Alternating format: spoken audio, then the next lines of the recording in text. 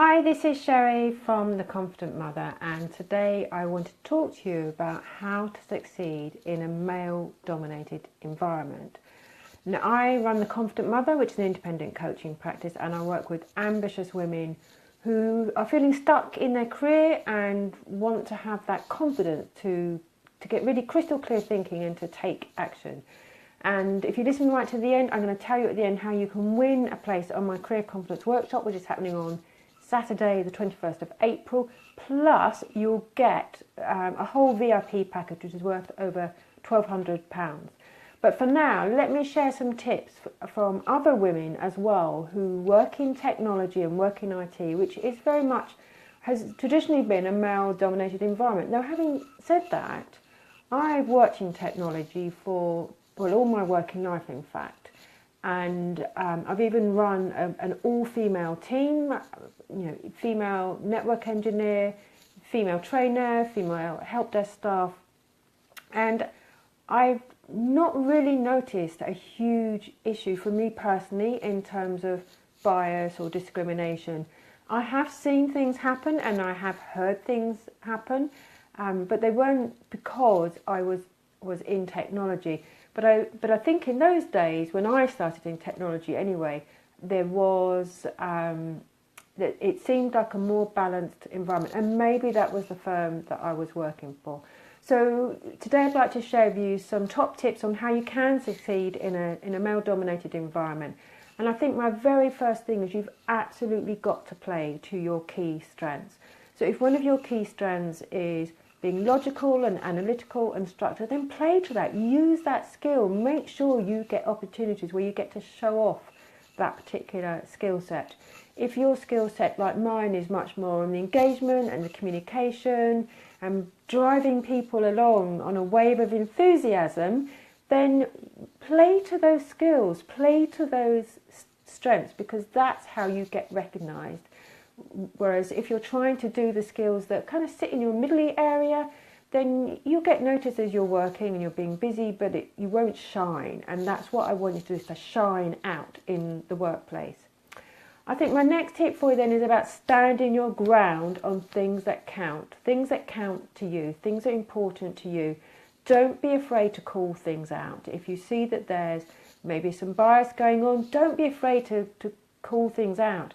And actually, in today's environment, more and more, I see that the people who are calling these things out is just as likely to be a man as it is to be a woman.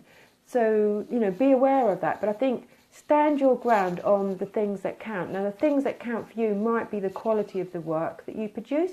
The things that count for you might be leaving and going home on time. But stand your ground and on the things that really count. My next tip for you, which kind of comes back to playing to your key strengths, is be yourself. Be authentic. Just be you. Don't try and be anybody else. Don't try and behave the way that another manager behaves or the way that another Unix administrator behaves. You've got to be you, because then there's a freedom, there's an energy, there's a creativity. Whereas if you try and copy somebody else's style, it just isn't the same. So be you. And one of the things I talk about in my podcast and in my blog and actually at the Career Confidence Workshop that I'm running in April is about understanding the ways that men and women tend to behave and the way that men and women tend to communicate. And often what is seen as assertive and ambitious from a man might be seen as being bossy and aggressive and pushy for a woman. So it's about being aware of those.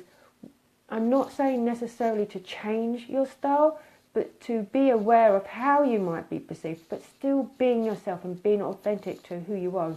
Don't try and be somebody that you're not, because it just doesn't, at the end of the day, it just doesn't work.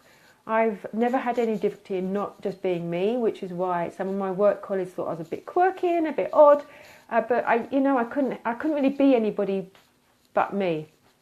And then my next tip for you then is know your value. This comes back to knowing your key strengths, but know your value. So you might perhaps be the least techie person in a team of techies, but know your value. Know what you are bringing to the business, to that department, to the team. And that might be the communications. It might be translating technical requirements into language that the end user can understand. That might be being able to market the technology and show off the benefits and not the features. If you've done IT comms, IT marketing, IT engagement, I always encourage you to talk about the benefits of a product that you're launching, not the features. Users don't care, quite honestly. They just want to know what's in it for me. But know your value and what you are bringing to your team. And then finally, this one I hear so many times from women, and there's no good reason nowadays to not take advantage. Build a network around you. You've got networks of people within your organisation, within your company, but also think about the wider network. And that's why I love running my City Conversations event, because it gives me that opportunity to build my wider network and make connections outside of my immediate business, outside of my immediate circle. So build that network of women around you. So many organisations nowadays run internal networks. And don't think they're just for feminists or just for people that are a bit timid or a bit scared or for a certain type of woman. These networks are really valuable to build connections, create relationships.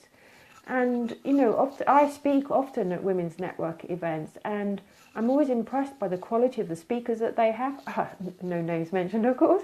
But they're a really valuable way of doing things, and you can learn so much from each other. And if we all help each other up, then isn't that good for women all over the place, and women in IT and women in those male-dominated environments? But those are my tips for you. Play to your strengths, stand your ground on things that count, be yourself, so be authentic, know your value, and build that network around you.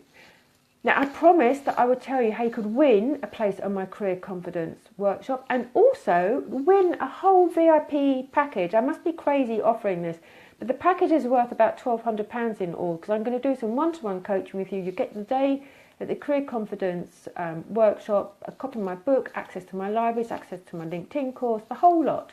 And the way you do that, if you go over to the Facebook page, The Confident Mother, and go to the pinned post, and we'd like you to share the name of a working mum who's inspired you. And that's all you have to do to enter the competition. The competition closes tomorrow, so get in there quick and share a name of a working mum, and you can go and do that on Twitter as well. So that's how you can enter the competition. I hope you've enjoyed listening to me tonight. I'd love to hear your thoughts. And if you work in a male-dominated environment, if you work in IT or technology or in engineering, I'd love to hear what tips you've got to share with other women in those environments. So that's me. You've been hearing from Sherry Bevan, founder of The Confident Mother, and I'll be back to talk to you next week. Actually, I need to announce the winner of the competition, and I'll be doing that on Friday. So come and join me Friday at 8 o'clock, and I'll be announcing the winner. And if it's you, we'll get to celebrate. Thanks for listening. Speak to you again soon.